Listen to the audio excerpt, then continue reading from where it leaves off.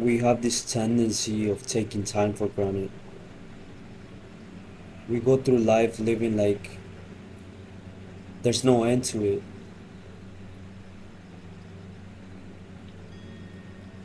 And most of the time, we take for granted that every moment that God gives us. And we don't live it to the fullest. We're constantly living in this world full of anxiety, constantly worrying about it tomorrow. And we have to realize that tomorrow is not guaranteed. You don't know if you're gonna be alive tomorrow or the next hour, because death comes for everyone, and He doesn't care if you're ready or not. It just comes.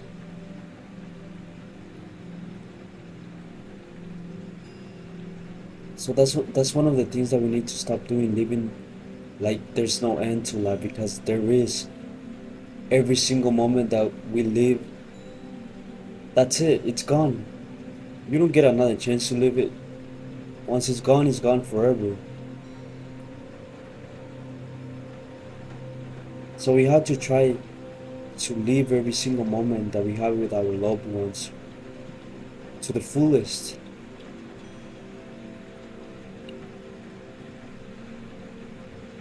Because if you're constantly worrying about tomorrow, or in constantly having grudges against others, you can't live life like that.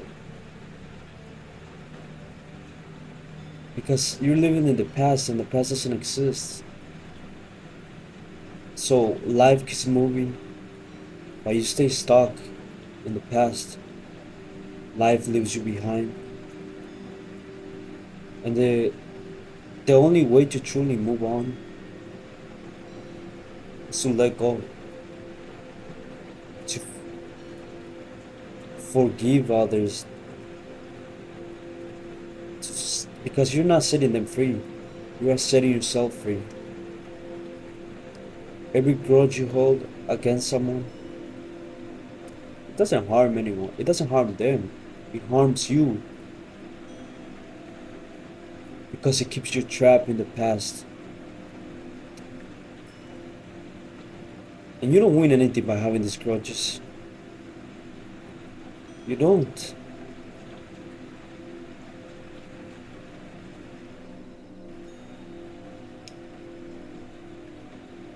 If you keep living like that and holding grudges, taking time for granted, not living to the fullest every moment, if you get if God gives you that opportunity to get old, you're gonna look back and you're gonna be full of regrets.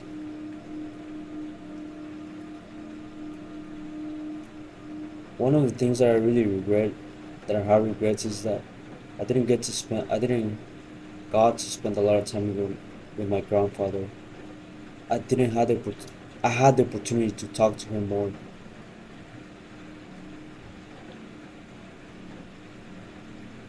but I didn't. I grew up with him and he was like a second father to me. But when I was 9 years old, I had to leave. I had to move to the United States. And so for the first few months when I came to the United States, I used to talk to him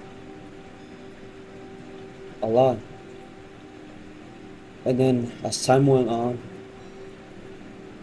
I've stopped talking to him a lot, to once a week, once a month. Then it turned out to be like once a couple months, once in a while. And before I knew it, I was talking to him.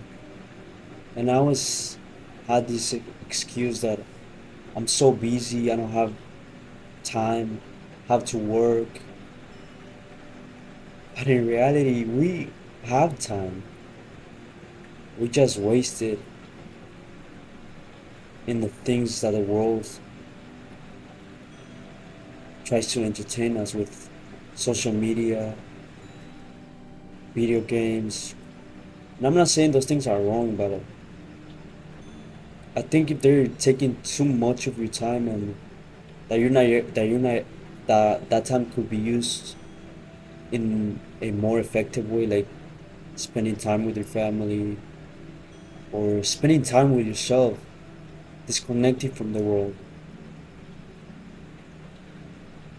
I think there's a problem there because how, how do you expect to live to the fullest if you're always being entertained by the world and not being able to see the beauty of the world, and not even able to understand yourself because you don't spend time with yourself? And so when the time comes that you're silent or in a quiet place, you can't. It's so hard for you to be by yourself because when you're alone in a room, that's when reality starts to hit you. That's when you're able to see the truth about yourself. That's when regrets start coming, and you start saying, what if I had started this? What if I had done that? But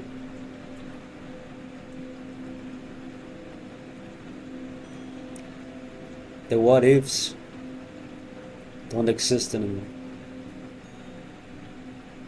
Your past doesn't exist anymore. You can't change it. But your future does.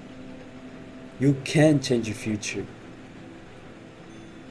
But it first starts with wanting it, with noticing that you're actually living like this life full of worries, grudges, not living to the fullest. That you have to realize that you're taking life for granted. And like I said before, you don't know if you're gonna be alive tomorrow.